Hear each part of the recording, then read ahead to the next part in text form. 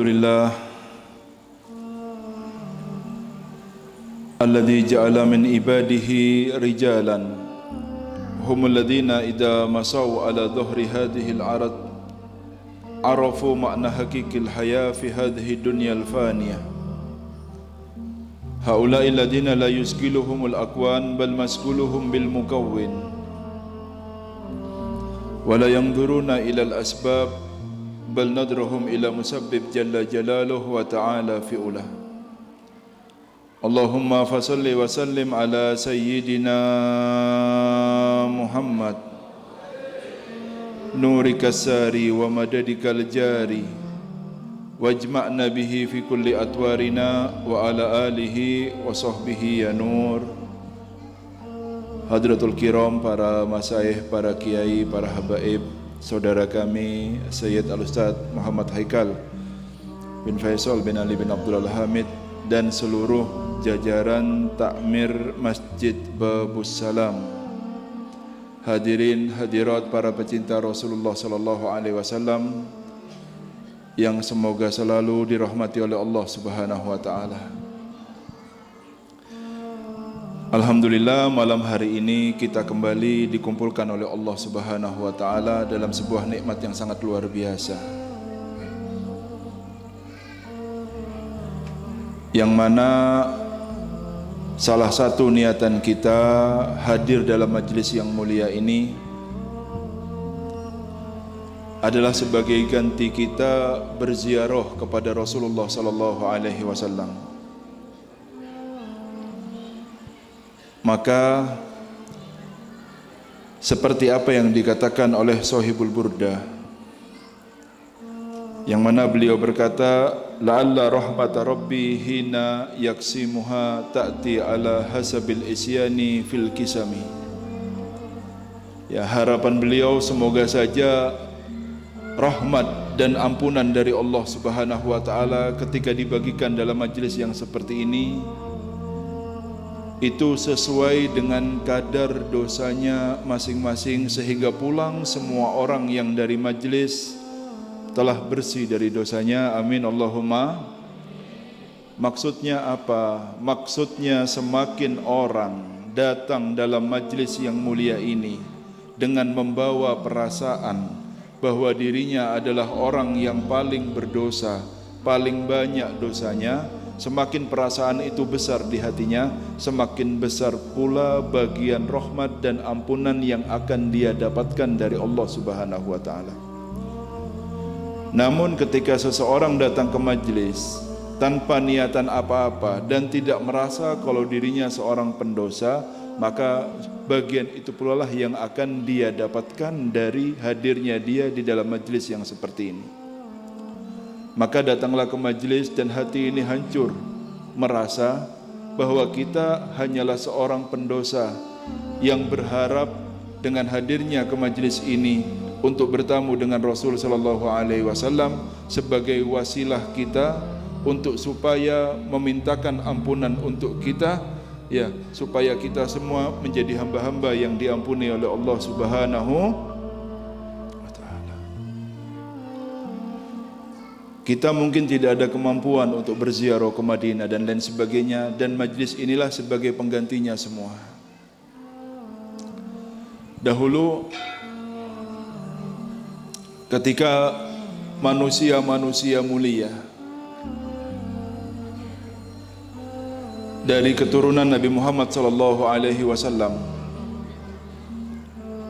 ya, mereka semua adalah orang-orang yang terkenal, ya, dengan kesolehannya, yaitu Sayyidina Syekh Abdul Qadir Jailani, lalu Sayyidi Ahmad Ar-Rifai, Sayyidi Ahmad Al-Badawi. Barusan kita dengar qasidahnya, ya, bi Rasulillahi wal Badawi. Setelah melakukan ziarah kepada Rasul sallallahu alaihi wasallam, lalu mereka hendak pulang semua dari ziarah tersebut.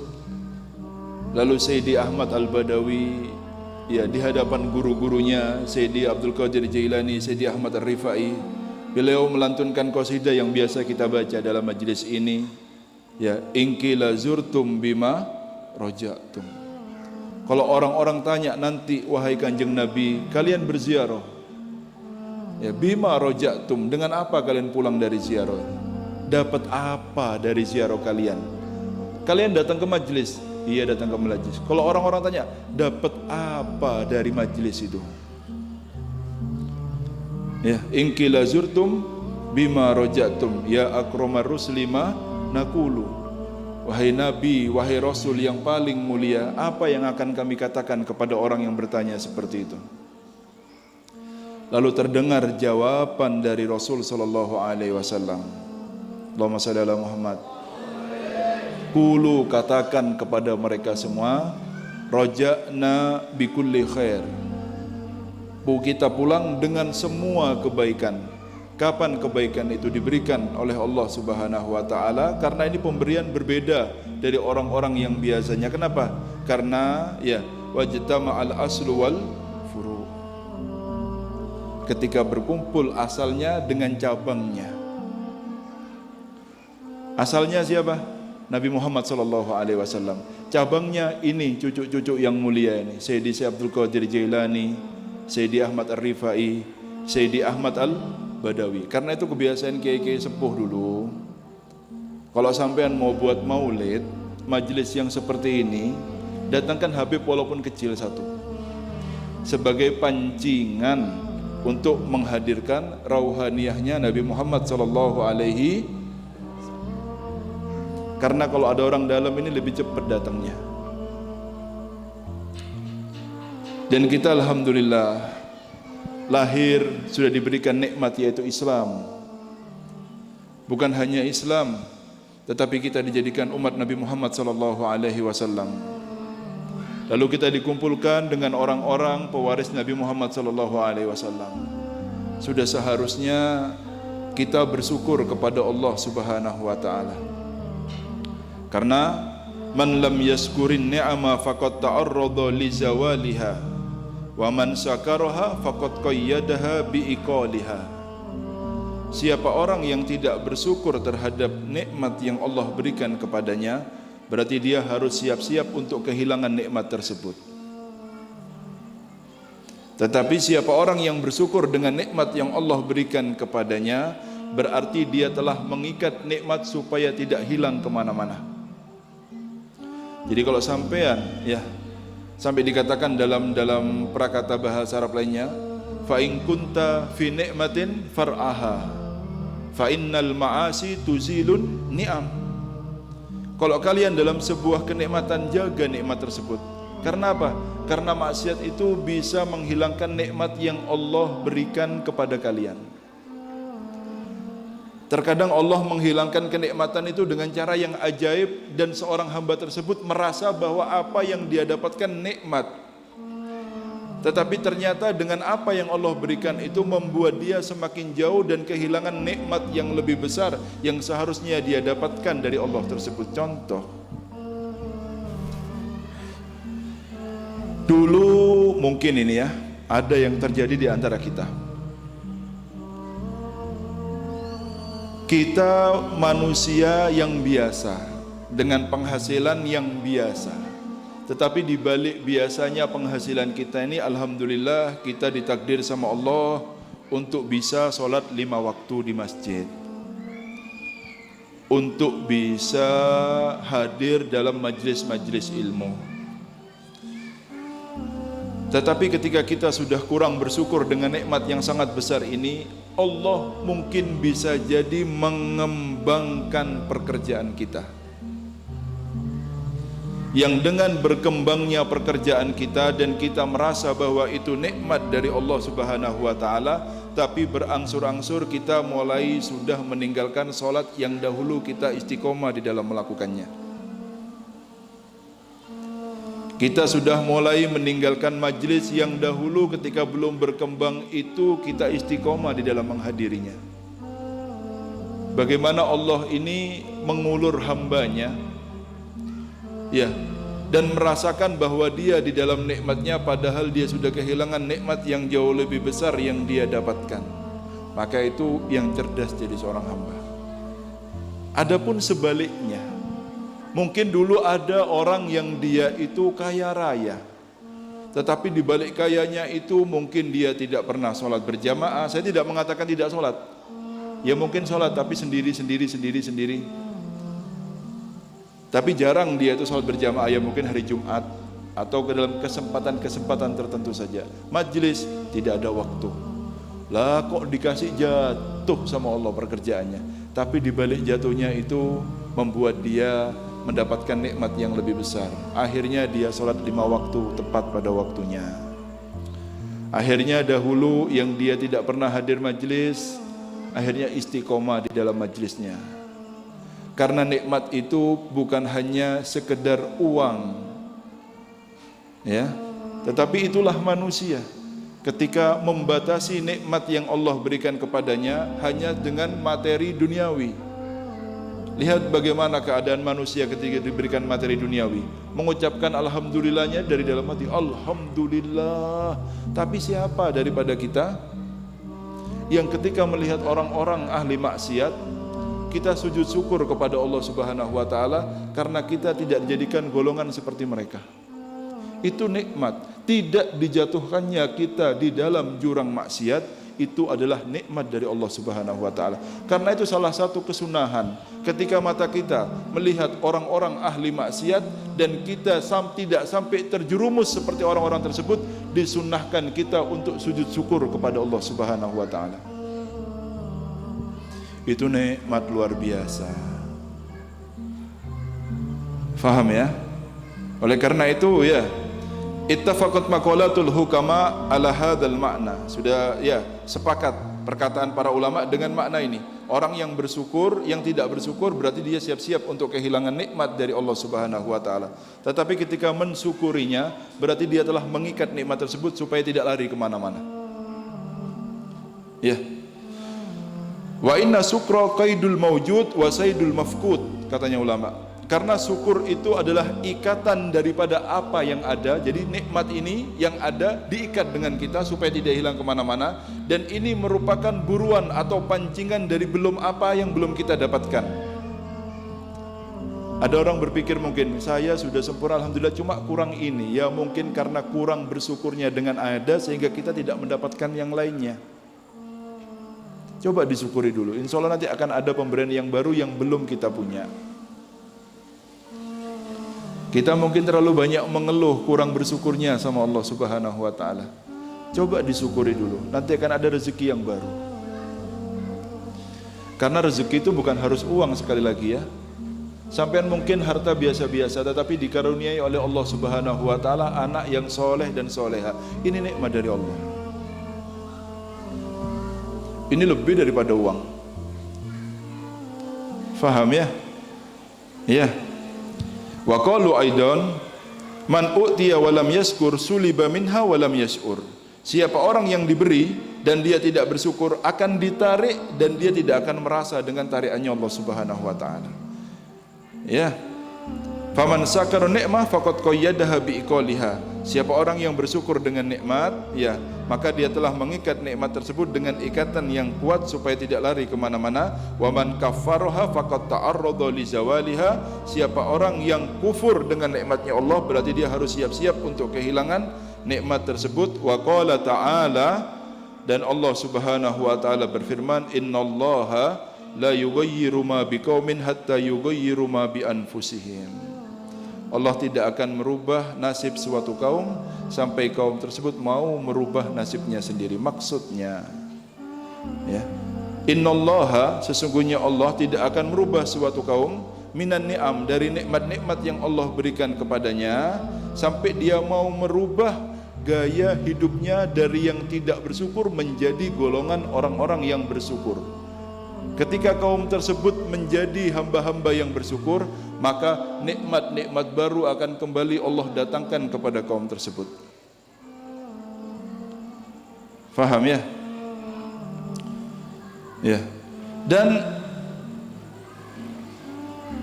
Sayyidina Junaid beliau berkata, asyukru an la ya'siyallah bi ni'amihi. Yang namanya syukur itu kalau kita diberi tapi pemberian itu jangan digunakan untuk maksiat kepada Allah. Faham ya? Kita ini dapat sesuatu dari mana? Dari Allah. Kalau kita tahu bahwa ini dari Allah, jangan digunakan untuk hal yang membuat Allah murka. Apapun namanya ya, perintah siapapun. Kalau sampai dapat perintah dari Habib ataupun Kiai, selama itu orang tua kita, itu guru kita, selama tidak dilakukan hal-hal yang melanggar aturan Allah, silahkan kerjakan. Karena perintah dari orang tua itu wajib. Tetapi kalau perintah tersebut sampai melanggar aturannya Allah, kaidah kita tetap la ta'ata li makhlukin fi maksiatil khaliq. Tidak ada taat kepada makhluk kalau perintah itu untuk bermaksiat kepada Allah Subhanahu wa taala. Walaupun orang tua kita yang memerintahkan, kalau itu maksiat jangan dituruti. Faham ya? Ya, tapi ini perintah orang tua, Habib. Tidak boleh kalau maksiat. Ini perintah guru, Habib, jangan diikuti kalau maksiat. Faham ya? Oleh karena itu, ya, makna daripada syukur itu adalah ya ini dengan makna yang sangat banyak sekali. Wa syukru farahul qalb bil mun'im li ajli nikmatihi. Bahagianya hati dengan mun'im. Mun'im itu yang memberikan nikmat. Siapa? Allah. Ini cara bersyukur ini. Melihat yang memberikan tanpa melihat yang diberikan. Contoh,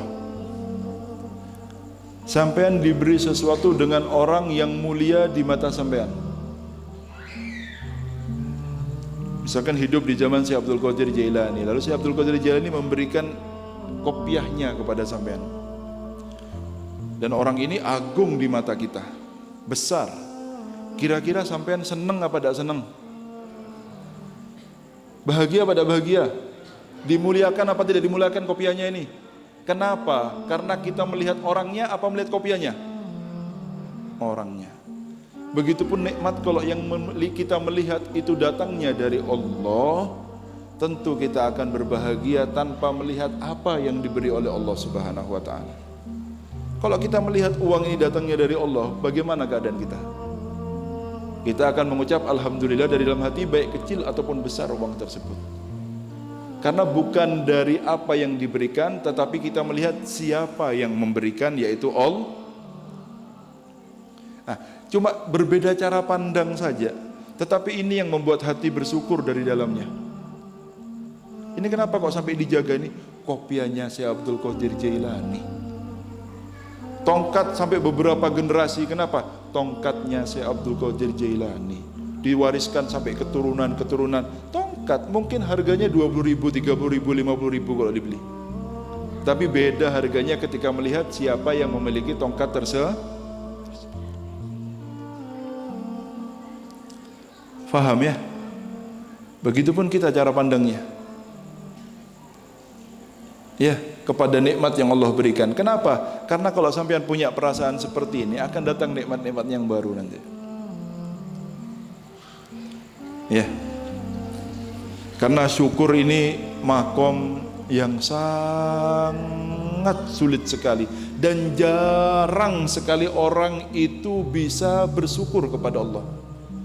Karena itu Allah sudah menerangkan dalam Al-Qur'an, ya, wa qalilun min ibadiya syakur. Sedikit dari hambaku yang bersyukur. Kenapa? Karena terlalu melihat pemberiannya tanpa melihat yang memberi. Ya, uang ya. Sudah. Ini sedikit, ini banyak. Kalau sudah banyak, alhamdulillah. Disyukuri. Ya, nanti akan ada yang datang lagi. Bersyukurnya apa? Bagaimana caranya bersyukurnya tadi? Jangan digunakan uangnya selain kita mengucap dengan lisan kita, ya. Juga jangan digunakan apa yang diberikan oleh Allah untuk hal yang dimurkai oleh Allah Subhanahu wa taala. Sama Pak, sampean Pak ngasih uang sama anak. Kok sama anaknya dibuat narkoba? Kira-kira sampean ngasih uang gimana? Mau ngasih lagi apa enggak kira-kira? Oh, daripada dibuat narkoba lebih baik saya kasih uang sudah, Beb. Ya sama kayak gitu kurang lebih. Sampean punya anak kan, uang dari sampean. Ya, dibuat beli berbintang. Kira-kira gimana sampean? Mau ngasih lagi apa enggak? Tapi kalau dibelikan kitab, ya, dibelikan hal walaupun yang mubah, kita senang ngasihnya. Tapi kalau sudah tahu ini dibuat beli kitab, oh tambah, beli lagi sudah nak. Yang penting kau senang sama itu. Wah, orang tua ini semangat kalau melihat anaknya bisa menggunakan uang. Tapi ketika dilihat uang anaknya tidak bisa menggunakan uang, atau orang tua yang mau menghancurkan anaknya, ciri-cirinya sudah tahu anaknya narkoba kok tambah dikasih uang, berarti orang tersebut niat untuk menghancurkan anak. Niat sudah dari hati sudah. Ini orang tua yang sudah niat untuk menghancurkan anak. Begitu Allah sudah tahu ini maksudnya dikasih uang tambah banyak, itu berarti istidraj. Sudah tahu ini tidak sembahyang, sudah tahu ini tidak ini, kok kayaknya ada kelebihan-kelebihannya, Pak. Ya Allah, itu istidraj. Memang sanastajrijuhum wa numli lahum inna kaidi matin. Memang kami ulur, katanya Allah. Supaya apa? Semakin jauh dari Allah, bukan tambah dekat. Hati-hati dengan seperti ini. Faham ya? Jadi yang namanya syukur itu melihat yang memberikan tanpa melihat yang diberi. Harus paham ini. Paham ya? Ya.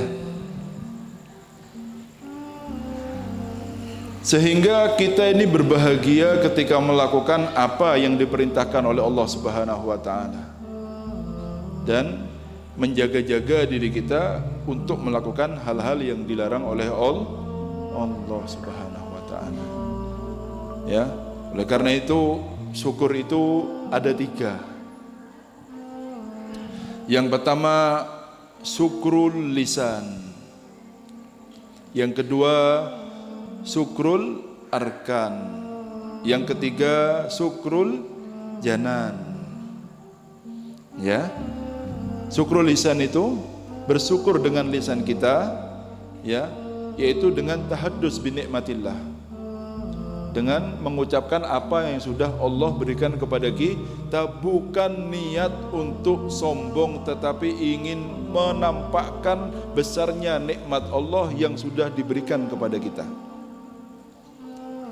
Hati-hati, kadang-kadang setan mainan di sini. Kau itu ngomong sudah yang diberikan itu, tidak ada niatan untuk sombong, cuma untuk hati-hati. Karena banyak di sini ini terbalik, niatnya itu sombong asli untuk pamer dan lain sebagainya dan. Ya, tahaddus bin nikmah, mengucapkan dengan apa yang Allah berikan kepada dia. Ya, memang niatnya seperti ini. Beda dengan orang yang niatnya kepengen pamer dan sombong, itu bukan tahaddus bin nikmah lagi. Sudah itu hawa nafsu yang berbicara.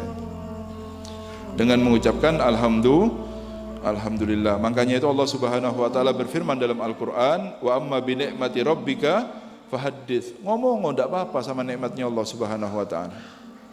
Lalu syukrul arkan, bersyukur dengan anggota tubuh kita dengan taat kepada Allah Subhanahu wa taala. Oleh karena itu Allah Subhanahu wa taala berfirman, "I'malu ala Dauda syukron." Beramallah, ya, wahai keluarga Nabi Daud, untuk mengungkapkan rasa syukur kalian kepada Allah. Jadi taatnya kita itu pengungkapan rasa syukur kita kepada Allah Subhanahu wa taala. Lalu syukrul janan, bersyukur dengan hati kita. Dengan apa? Bil i'tiraf.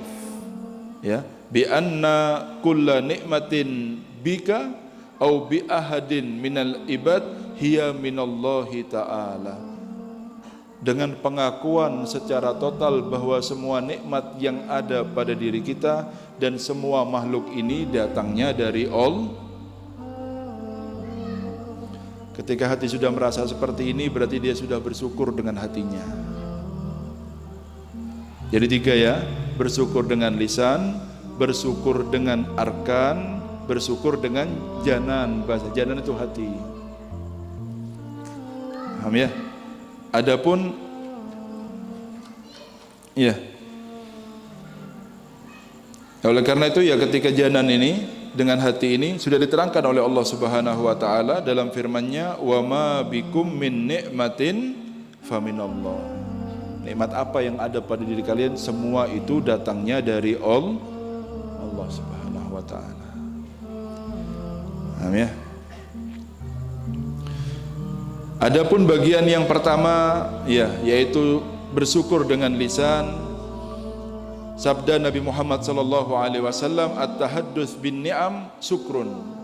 Berbicara dengan nikmat yang Allah berikan kepadanya itu adalah dari syukur yang dia lakukan kepada Allah Subhanahu wa taala. Begini sabda Nabi Muhammad sallallahu alaihi wasallam. Lalu ketika bersyukur dengan arkan, dengan badan, lihat bagaimana Nabi kita Muhammad sallallahu alaihi wasallam ketika beribadah dalam sampai bengkak kakinya. Sampai tahu kenapa bengkak? Kok kita tidak bengkak walaupun berdiri sampai itu? Kok sampai Rasulullah bengkak?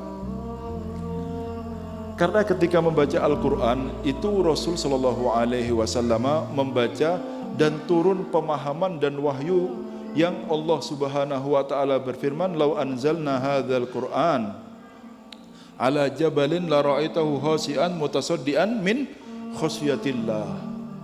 Seandainya Al-Quran ini kita turunkan kepada gunung, niscaya kalian akan lihat gunung itu akan luluh lantah karena rasa takutnya kepada Allah Subhanahu wa taala. Berat ini Al-Quran ini. Tidak mampu dibawa gunung, tetapi mampu dibawa oleh hati Nabi kita Muhammad sallallahu alaihi wasallam.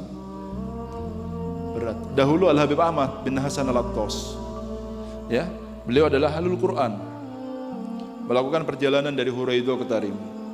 Sambil mengulang, memejamkan matanya, ya, dengan menaiki ontanya sambil mengulang hafalan Al-Qur'annya, sambil memejamkan matanya.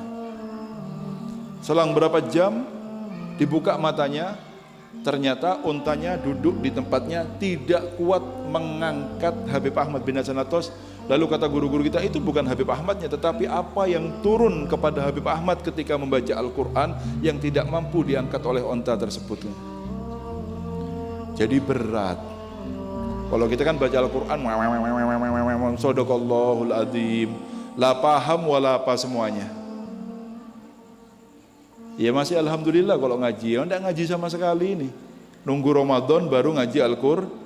Kadang-kadang Ramadan masih tidak khatam Al-Qurannya.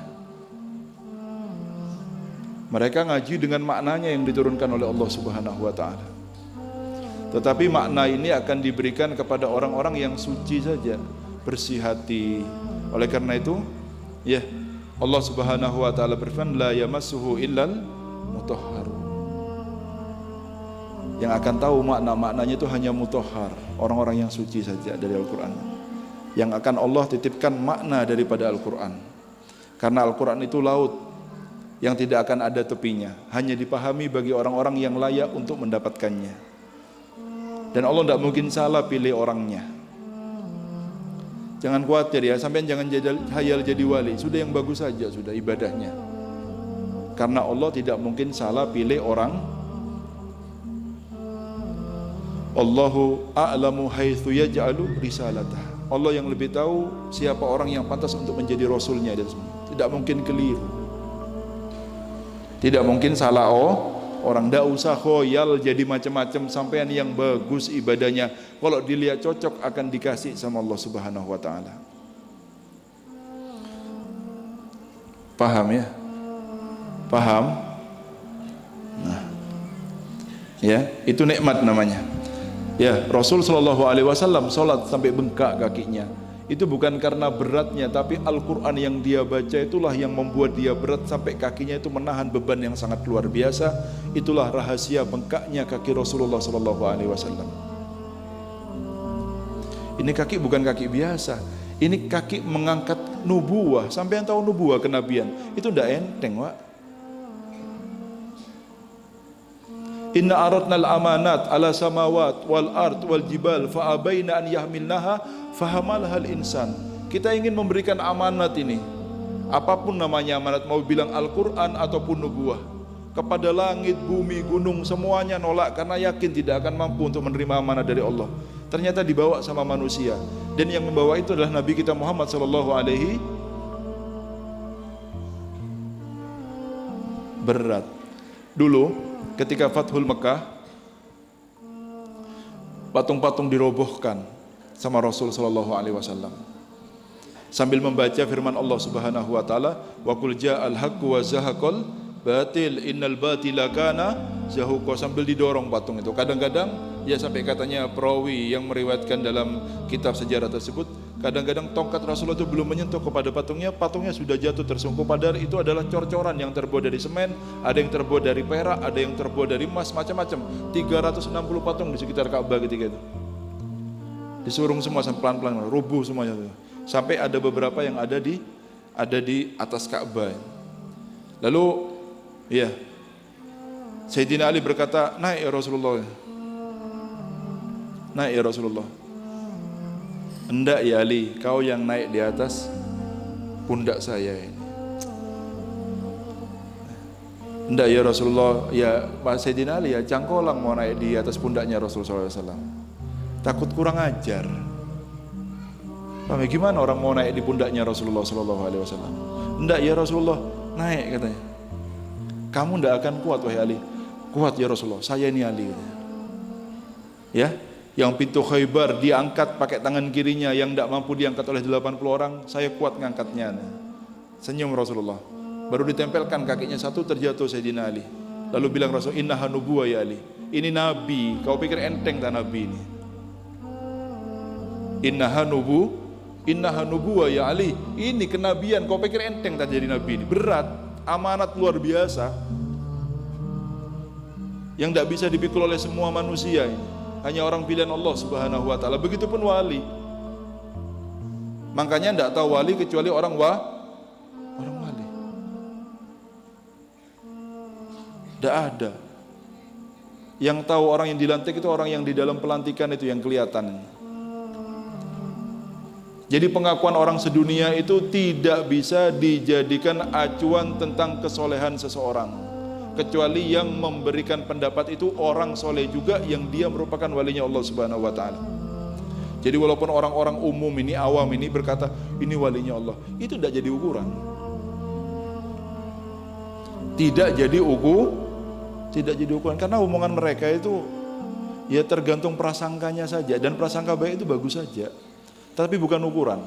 Ukurannya itu ketika ada orang soleh juga lalu mengakui kesolehan orang tersebut, lah itu yang menjadi ukurannya. Faham ya? Lalu naiklah Sayyidina Ali ke pundaknya Rasul sallallahu alaihi wasallam. Lalu kata Sayyidina Ali, ketika saya naik, saya merasa langit itu mendekat ke atas kepala saya. Dan saya melihat alam semesta dan isinya, katanya. Allahumma shalli ala Muhammad. Oh, ya. Nabi ya, lain. Tidak sama. Rahasia luar biasa yang Allah tampakkan ya. Semoga kita semua kumpul nanti ya. Makanya majelis yang paling dekat itu yang paling jaga adab. Makanya minta maaf, mungkin ada orang yang baru hadir majelis ini. Kita di majelis ini minta maaf sekali lagi. Tidak boleh kita ini melakukan gerakan-gerakan yang aneh-aneh, merokok, minta maaf, tidak boleh di majelis ini. Karena apa? Kita menjaga adab di depan Nabi Muhammad SAW.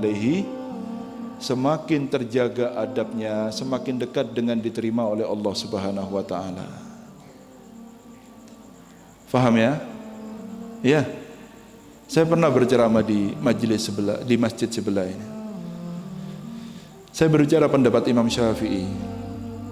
Beliau itu mengatakan bahwa ketika kita dapat perintah dari Allah Subhanahu wa taala dalam firman-Nya, innallaha wa malaikatahu yusholluna 'alan ya ayyuhalladzina amanu shallu 'alaihi wa sallimu. Ada perintah dari Allah. Dalalatul wujub, kata Imam Syafi'i. Ini pertanda kalau wajib salawat kepada Nabi Muhammad sallallahu alaihi wasallam. Lalu ulama dari kita ini ada 3 pendapat tentang kewajiban kita bersolawat kepada Nabi Muhammad sallallahu alaihi. Yang pertama, ada yang mengatakan salawat itu hanya ketika melakukan 1 kali saja sudah cukup. Berarti dia sudah melakukan kewajibannya dan tidak perlu yang lainnya lagi sudah. Itu pendapat yang pertama. Pendapat yang kedua, ya, salawat itu wajib hanya ketika dalam sholat kita. Lalu orang-orang memberikan pendapat, kenapa kok di dalam sholat? Karena hanya dalam keadaan sholat adalah keadaan yang paling pantas kita untuk bersolawat kepada Nabi Muhammad. Dalam keadaan berwudu, menghadap kiblat, dengan baju yang suci, dalam keadaan bersuci, ya, dengan penuh tawadhu dan selalu kita mengucap Allahumma sholli ala sayyidina Muhammad wa ala ali sayyidina. Ini keadaan yang paling pantas kita untuk bersolawat kepada Nabi Muhammad.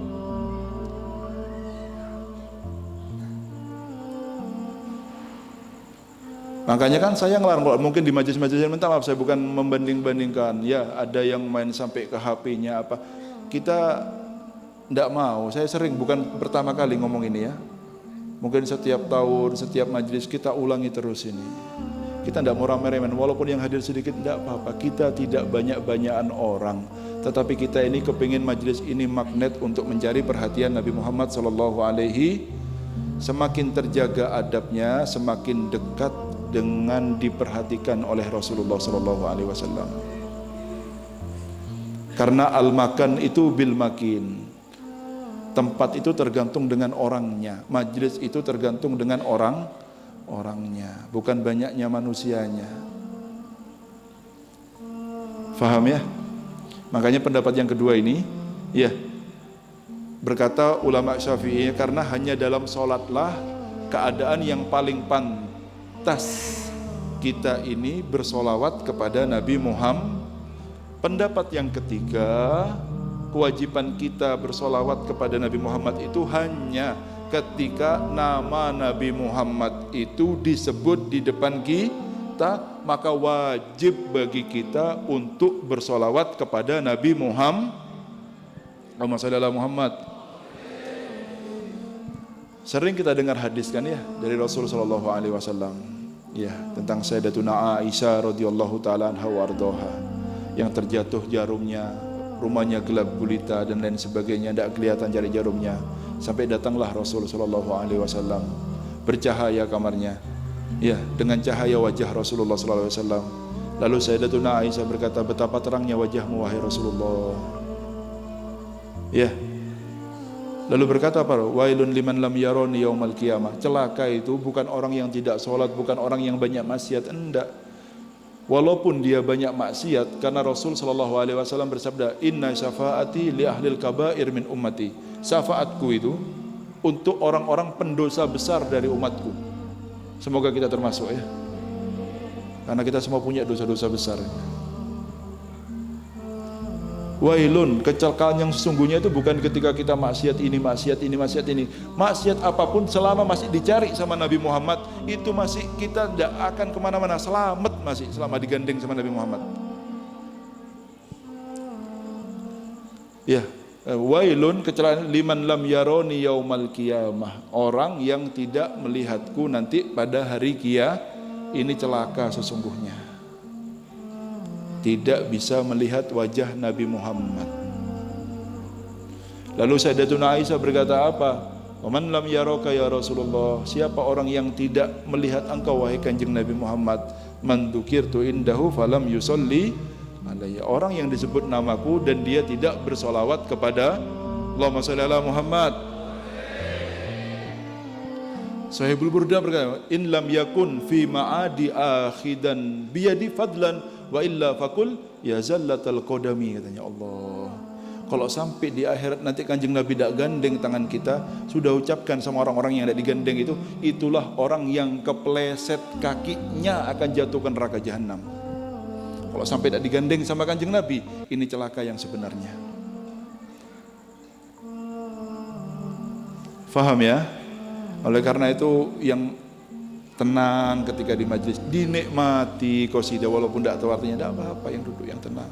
Sebagai tamunya Rasulullah, tunjukkan akhlaknya. Faham ya? Sebagai tamunya kanjeng Nabi, kita kan yakin bahwa majlis seperti ini dihadiri oleh Rasul. Seperti saya yang katakan tadi, bahwa ini adalah ganti kita untuk berziarah kepada Rasulullah sallallahu alaihi wasallam. Sebagai tamu yang baik, tampakkan akhlak yang baik, supaya kita bisa mengambil hati tuan rumahnya, yaitu Rasulullah sallallahu alaihi. Semoga kita dianugerahkan adab yang baik ya, di dalam ibadah kita, di dalam salawat kita, dan semua apa yang kita lakukan. Semoga kita semua diterima oleh Allah Subhanahu wa taala, dan semoga wajah kita ini adalah wajah yang selalu diingat oleh Nabi Muhammad sallallahu alaihi wasallam. sehingga walaupun dengan banyaknya dosa yang kita kerjakan, semoga tangan ini bisa digandeng dengan tangannya Kanjeng Nabi Muhammad sallallahu alaihi wasallam. Ala hadhihi al-Fatihah.